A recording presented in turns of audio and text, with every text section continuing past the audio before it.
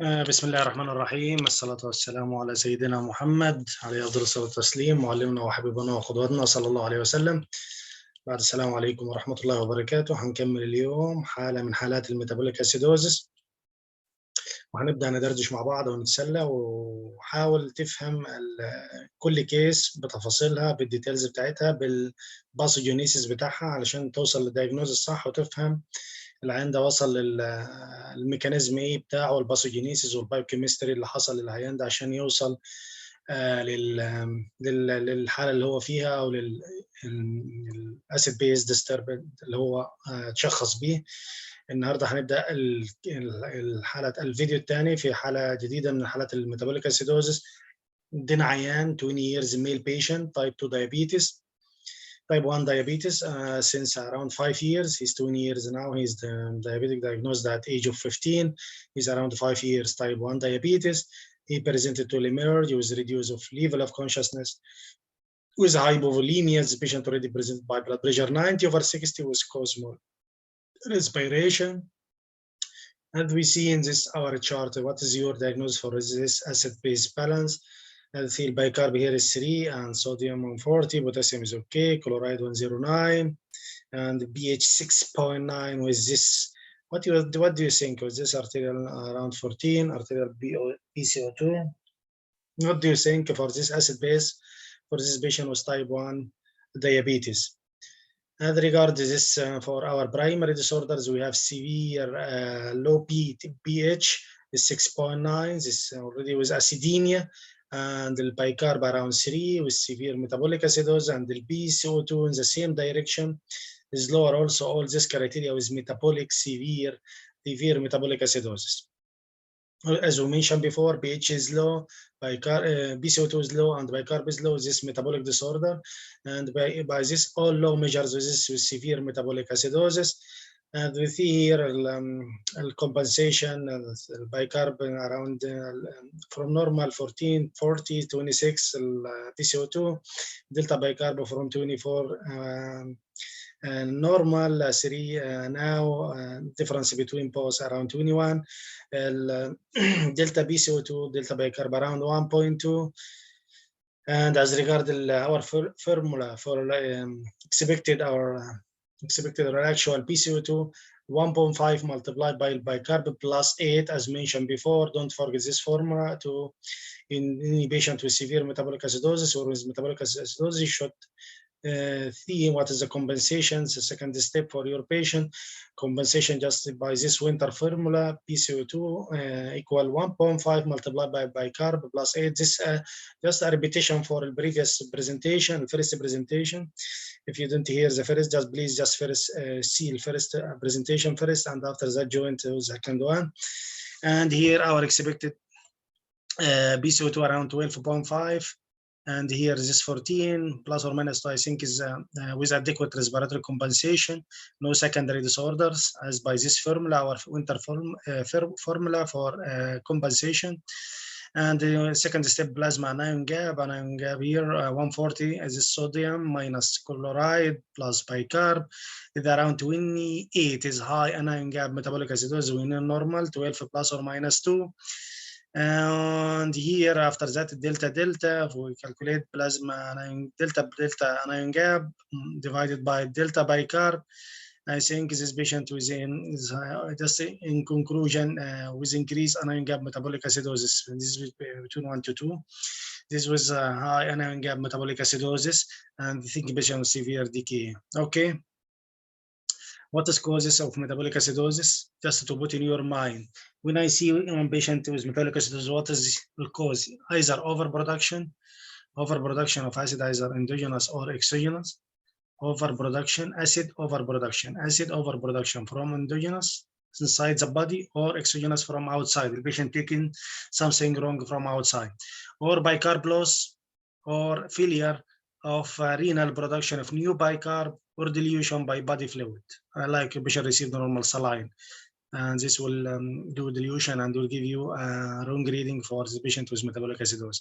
This is the cause of metabolic acidosis to put in your mind, either more acid production, more bicarb loss. This is This is one to remind, and failure our kidney problem, failure to regenerate or product new bicarb, or delusional patient received a huge amount of normal saline, delusional hyperchloremic hyponatremia, bicarbonatinemia, low bicarb already by receiving a large amount of normal saline. As we said, what is cause of acid production? Either add acid, we'll add acid from either endogenous and exogenous. At the start, this is most of this presentation by our Professor Dr. Martin Schreiber already. I just cut it and try to simplify by explanation each case separately from others, because it's a huge topic and a difficult topic for us. And we'll add acid, either add acid from endogenous from inside the body or exogenous. We have endogenous like lactic acidosis or ketoacidosis or pyroglutamic acidosis. This is the three causes for endogenous more add acid to our body from endogenous, as we mentioned, lactic acidosis, ketoacidosis, pyroglutamic acidosis. And this lactic acidosis, either, as we discussed in the first presentation, either L-lactic acidosis or D-lactic acidosis. Lactic acidosis, either L-lactic acidosis and D-lactic acidosis. And L-lactic acidosis divided by two. We have now L-lactic acidosis and D-lactic acidosis. L-lactic acidosis, either type A in hypoxic, any hypoxic patient with any hypoxic cause for our patient, and either B or L-lactic acidosis type B from liver cirrhosis or liver failure, and this is the most common cause, ethanol and the thiamine deficit drugs, metformin, liver failure and metformin, we are know this is the common causes. Linazolide also can do this, beta-lactic acidosis, ethanol also can do beta-lactic acidosis. Antiretroviral medication just also can do L-lactic acidosis type B. And the cancer, we can see also in L-lactic acidosis type B with in a patient with cancer oncology department. And maybe inherited causes for type B lactic acidosis. We have now the causes of acid overproduction, either add acids, either endogenous or exogenous. Endogenous, we start by lactic acidosis, L-lactic acidosis, or D-lactic acidosis.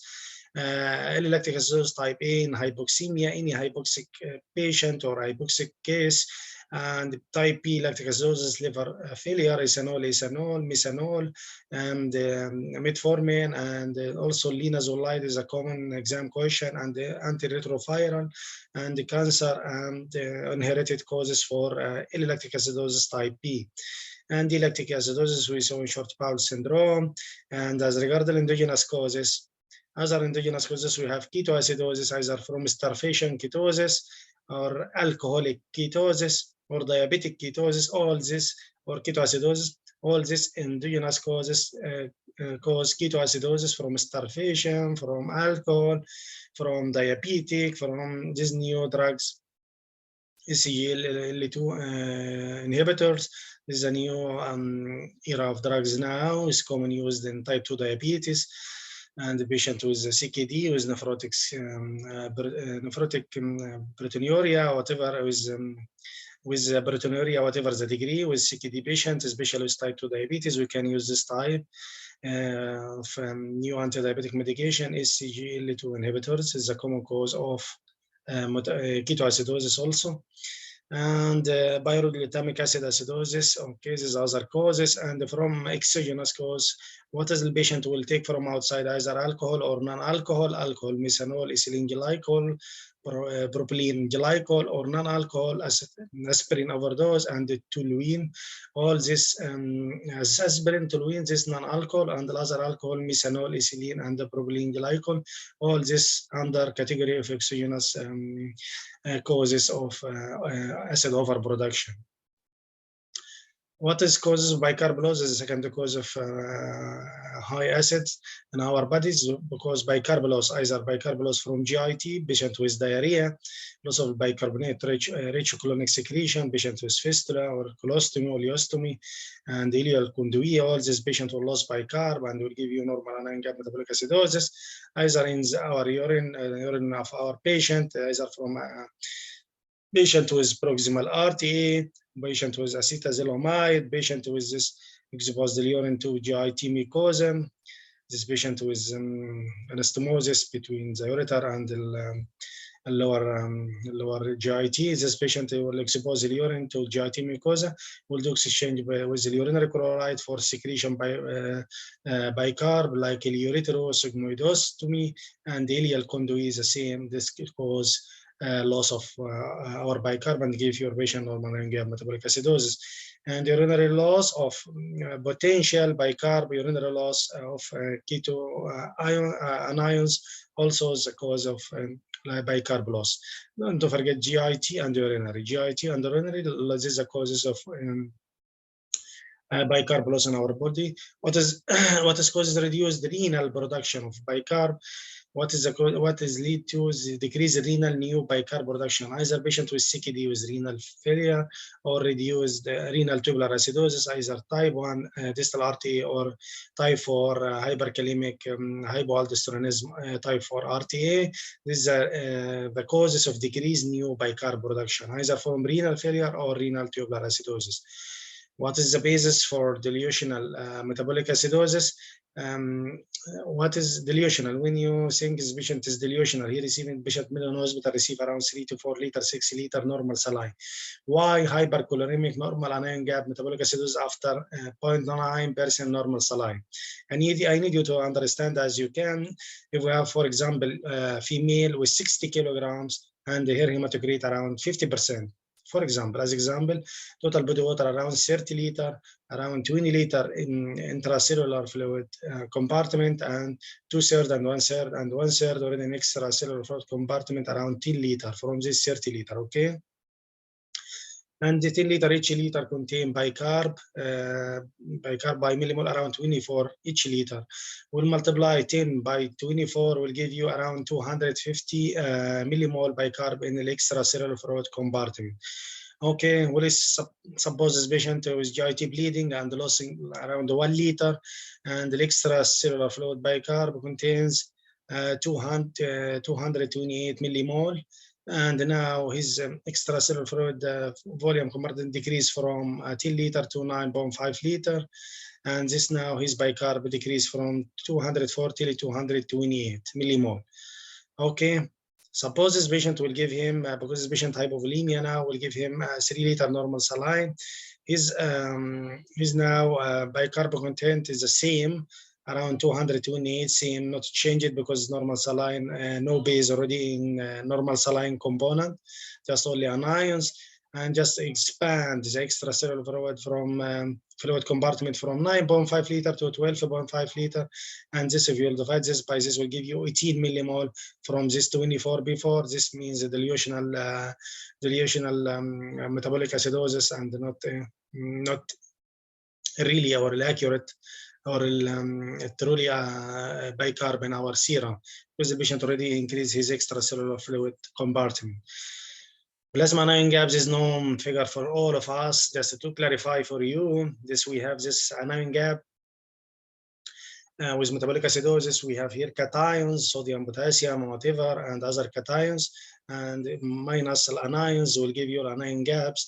Anion gaps here we have this sodium and minus bicarb and plus chloride, and this difference here, this other anions here, unmeasured anions. This gives you the difference. This is the difference already 12 milliequivalent. This is normal size of normal anion gap.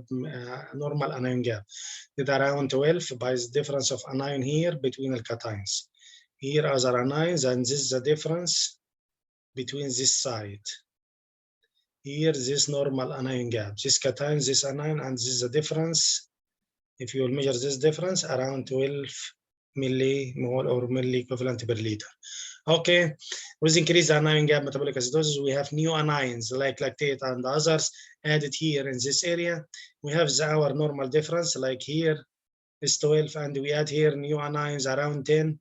These new anions added now and taken the part from bicarb, from this bicarb, normal bicarb here, anion here added like lactate and others. Added here on, and taking part from our part from size of bicarb here in our anion sides, And this new anion around 10 millimole, 10 plus 12 around 20. This is the mechanism of high anion gap metabolic acidosis. Why normal anion gap hyperchloremic metabolic acidosis? Because already we have normal anion gap here, same, no change, and just all the bicarb decreased and the chloride replaced that.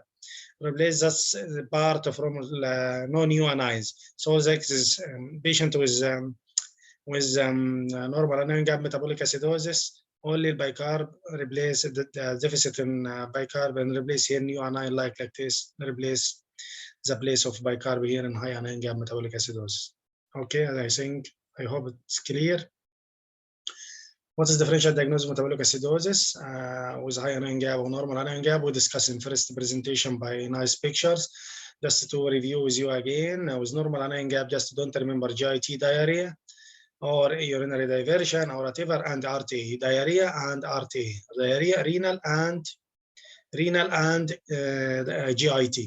The causes of normal anion gap, hyperchloremic metabolic acidosis, and don't forget delusional, as we mentioned before, and toluene. High anion gap metabolic acidosis with high acid production, just lactate L and D, and ketoacidosis, pyroglutamic and exogenous causes like alcohol by different type we mentioned before. And with normal acid production, renal failure. High anion gap is including this renal failure and lactate and ketoacidosis, diabetes, pyroglutamic, acetaminophen, and aspirin. Don't forget him and exogenous causes like alcohol and aspirin. Don't forget this differential diagnosis. What else affects the plasma anion gap? We have here hypoalbuminemia, plasma anion gap in hypoalbuminemia with and without high anion gap metabolic acidosis. As we know, the difference here is a normal anion gap, difference between the cations and the anions is a normal difference, around 12 milli equivalent per liter or millimole per liter.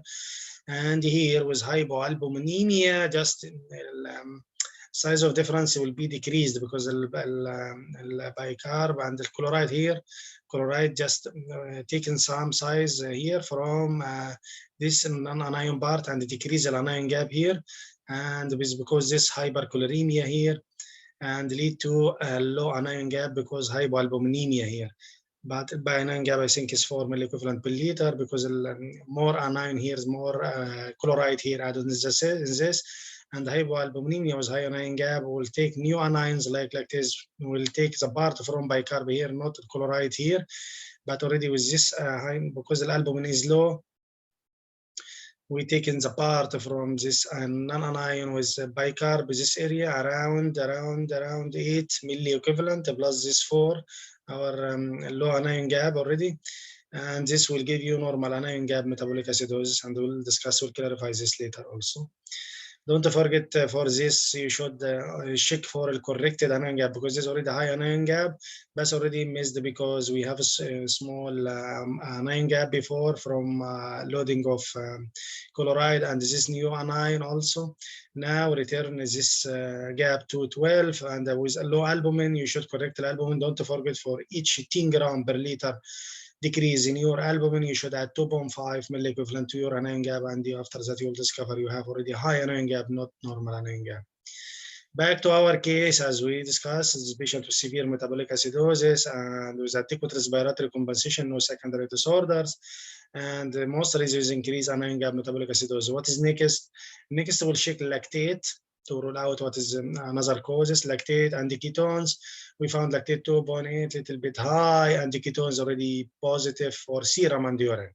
Positive for serum and urine. This will take you for high anion gap metabolic acidosis chart with decay, because this is high more than this lactate, and the osmolarity is high. Our conclusion for this case is diabetic ketoacidosis. What is the pathogenesis of ketoacidosis? If you look for this in this reference, if you like to read more in National Review, Disease Primers 2020, just if you look for this, you will be complicated and will close the book, okay?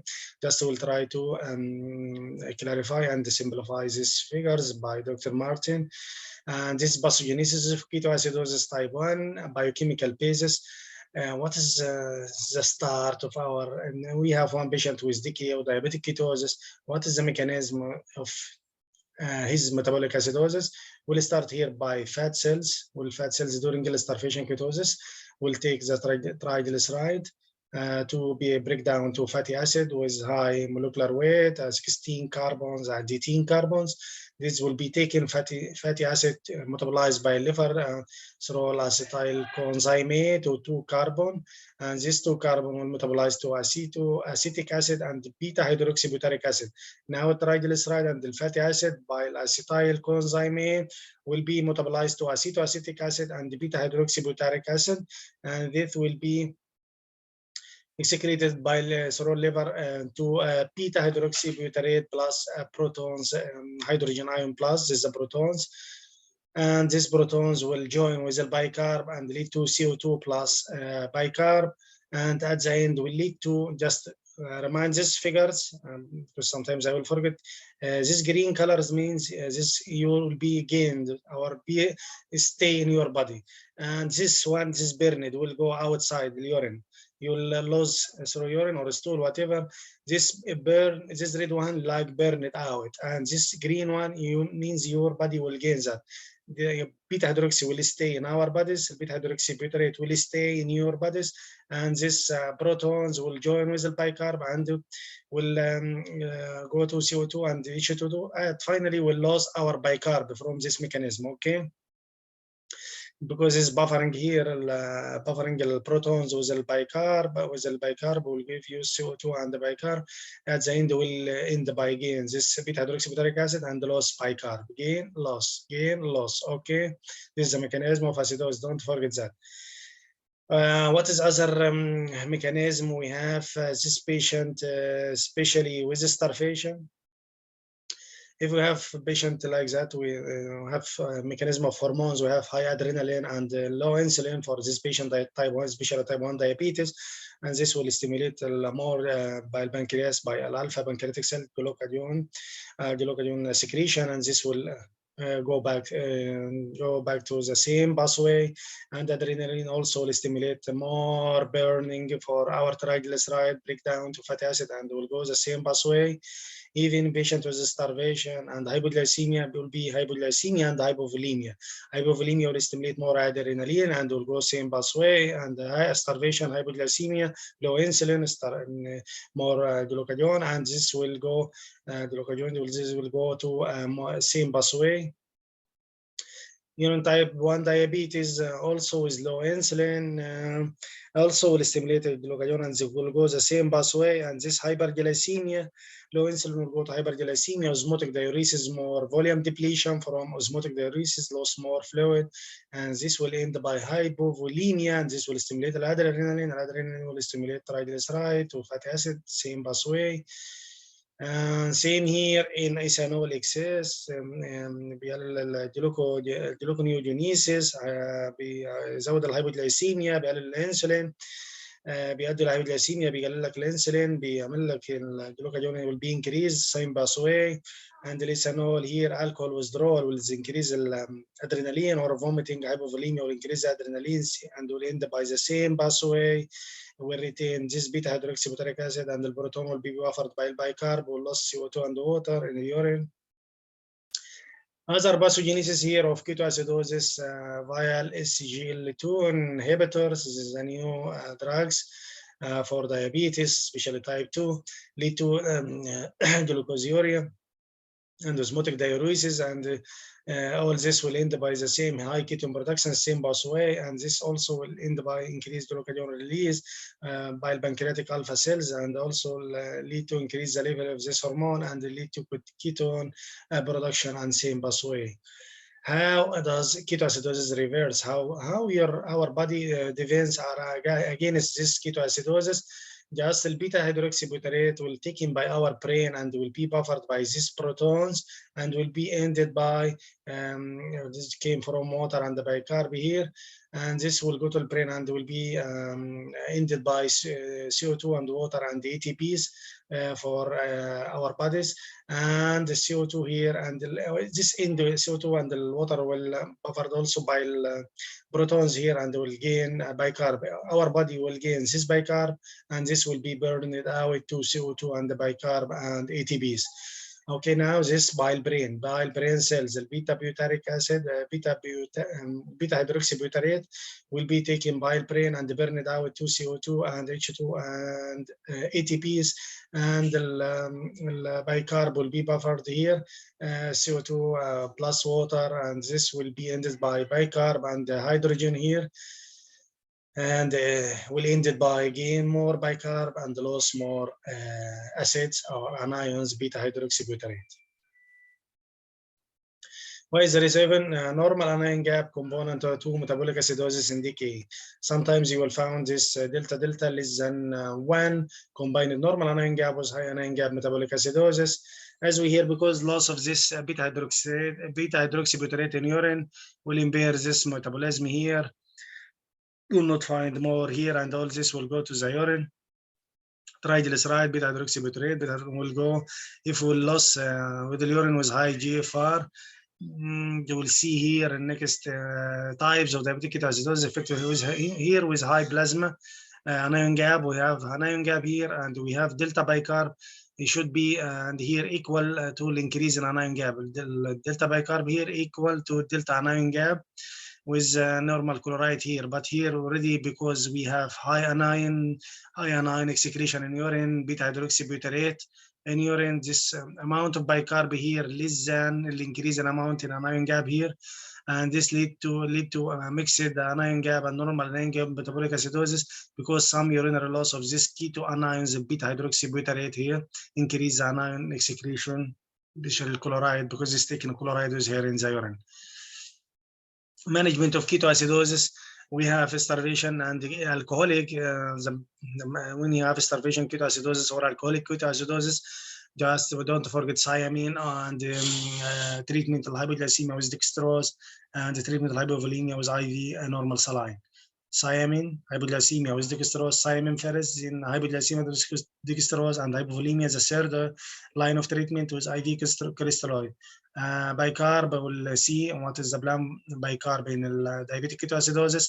And here, if the patient diabetic, just give insulin and receive IV crystalloid. Any patient diabetic, pure diabetic, insulin first line of treatment, then IV and normal saline, and manage the potassium if the patient was hypokalemia.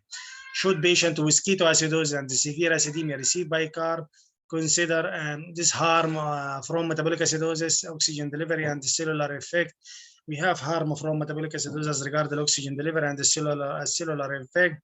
Evidence regarding benefit of sodium bicarb in decay. We'll see this acute metabolic acidosis, if we have metabolic acidosis, and this will be harms from acute metabolic acidosis. All this harm you can read later. I will just summarize in this slide. This adverse cardiovascular and oxygen delivery effect of metabolic acidosis lead to a vasoconstriction and decrease in cardiac contractility. All this will lead to a congestive heart failure. And by resistance, decrease cardiac contractility and resistance to catecholamines and vasodilation of resistance vessels will lead to decrease blood pressure and hypotension. This will lead to decrease red blood cells 2,3-diphosphorate glycerate, and this will decrease the oxygen delivery and will end it by decrease the ATP and also decrease the phosphofructokinase activity. This is already included in Krebs cycle. We'll discuss in next presentation, and this lead to all decrease the ATP in our body, and the patient will be more sick and more deteriorated by end of this cascade. Also, adverse effect of cellular effect of metabolic acidosis, decrease insulin effect, increase apoptosis, and increase the corticosteroid secretion, increase pro-inflammatory cytokines, interleukins, and decrease leukocyte, lymphocyte function, decrease cerebral function. All this adverse effect of metabolic acidosis. Just we summarize here in these figures if you like to read, and I just put here to be clear for explanation. Sodium bicarb should help or no in patients with diabetic ketoacidosis. Just in this 3 randomized controlled trial in DKA have shown no obvious benefit, no benefit to give bicarb except if less than 6.9. Otherwise, no benefit to give. This number of patients around 21 patients with DKA pH 6.90 to 7.15. And after all this, in the present study, we show that the recovery from diabetic ketoacidosis is not adversely affected by withholding bicarb if the initial blood pH in between 6.90 and 7.14.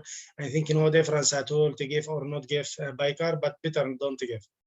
And here this summarize this trials as regard the glucose pH and the bicarb and the blood pH and the bicarb and the ketones. All I think no significant difference to give or not give sodium bicarb for patient with pH 6.9 to 7.1. And as American Diabetes Association ADA guidelines, just I will magnify here, and the Canadian guidelines, if the patient only just less than 0.69, he just benefit from this sodium bicarb, we can give ampoules and check until reach pH more than 7. If it's more 6.9, don't give bicarb. This is the last American Diabetes Association. And the Canadian Diabetes Association also pH less than 7. If less than 7, consider 1 ampoule per hour until pH more than 7, and take care from hypokalemia with bicarb. And we discussed this already. What is the rule of sodium bicarb and hypokalemia, or high bicarb and hypokalemia, in topic of hypokalemia in details. This is our reference. I just most of this slide from our boss, Dr. Schreiber, and this his reference already. And for this slide, اتمنى ان تكون استفدنا جميعا من المحاضره ديت، من الكيس دي او البرزنتيشن ده، ومش هنطول عليكم. انا عايز كيس بكيس تتفهم بتفاصيلها وتراجعها وتحفظها وتعرف الميكانيزم بتاع كل حاله، ونحاول نفهمها كلنا عشان تفهم الدايابيتس ايه اللي بيحصل فيه وازاي بيتعالج وامتى تدي بايكارب ولا ما تديش، وكل الحاجات ديت انا حبيت اوصلها في المسج بتاع الفيديو ده. واتمنى النفع والمصلحه لجميع مرضانا يا رب، وما نيزوش اي مرضانا باي علاج ولا باي تشخيص. ونسألكم الدعاء بالتوفيق، ولا تنسوا الصلاة والسلام على حبيبنا محمد صلى الله عليه وسلم. ونلقاكم في فيديو قادم بإذن الله قريبا. السلام عليكم ورحمة الله وبركاته.